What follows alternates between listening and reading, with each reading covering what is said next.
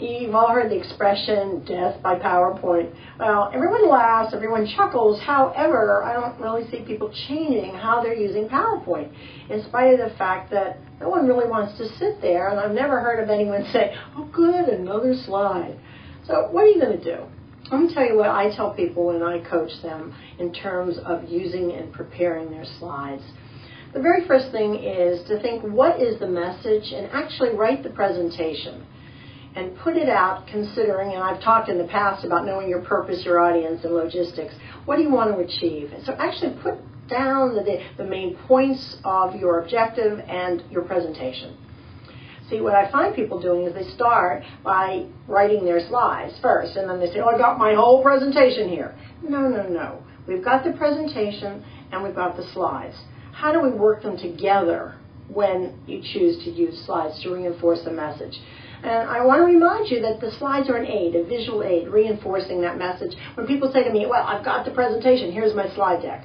No, you've got to go back and rework the presentation, then decide where the slides need to go. So let's just get over the idea of slides, presentation, the same. Let's think in terms of how you can separate those, create your message and what you want to get across. Then you look for where you can add the slides. Oh, it is so easy just to do bullet point, bullet point, bullet point, paragraph, paragraph, paragraph, and statistics all over the place.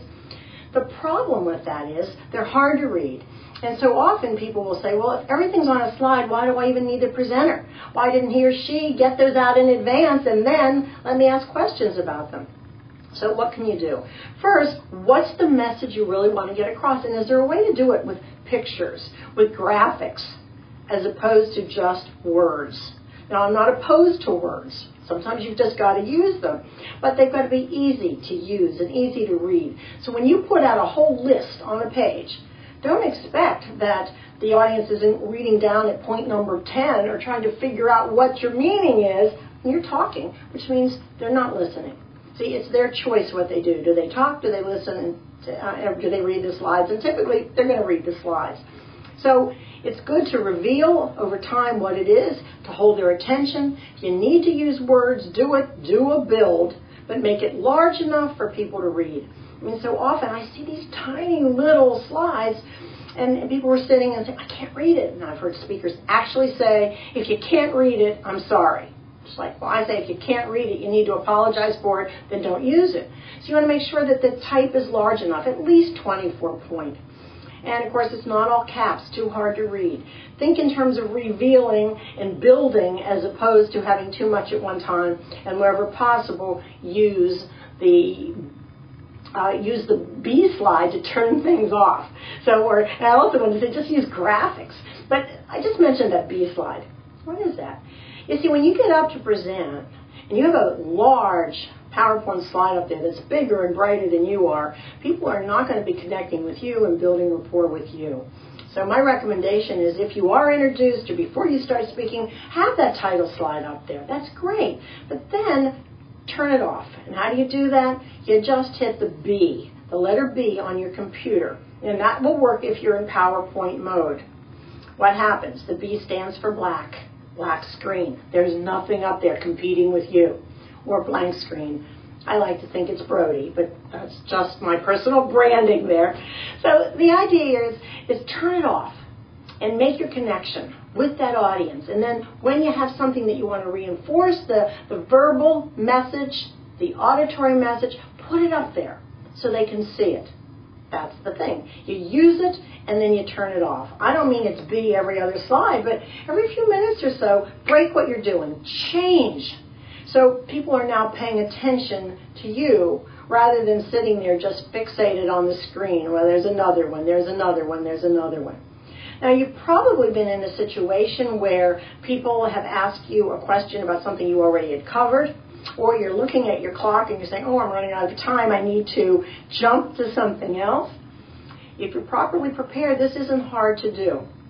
And the way I suggest you do it is write one template that has a list of all of your slides on it. So slides 1 through 50, 1 through 20, whatever, with the title slide so you know what is on that slide. So you have the title of each slide with the number. And so now you know you were running out of time, you need to jump from slide 10 to slide 15 or slide 20. You're not going to go click, click, click, click, click. You know how annoying it is, because then people, what's on there? What am I missing? So in that situation, you simply hit, let's say you wanted to go to 20, you hit the numbers 20, 20, enter. Let's say you want to go back to your slide number 9, 9, enter. And it will jump around. The audience will not know that you're skipping over things, missing things, or when you need to go back and answer questions, you look really, really prepared. So keep in mind the PowerPoint tricks, if you will, of the V and the slide, having that list so you can go from slide to slide. The opening and close, no slides on, just that connection with you, the speaker. And I also think it's really critical that you practice. To get up and need to focus on that audience, the timing, your message, and then have the slides. How do you do that seamlessly unless you are willing to practice, know where you need to be at any given time, practice using the slides, and also think through, well, where do you need to be standing to make it most effective? If it's in a very large room where there's big screens, well, sure, stand in the middle. You can move on the platform. But if it's a smaller meeting room, get there early and make sure that that screen is to the speaker left.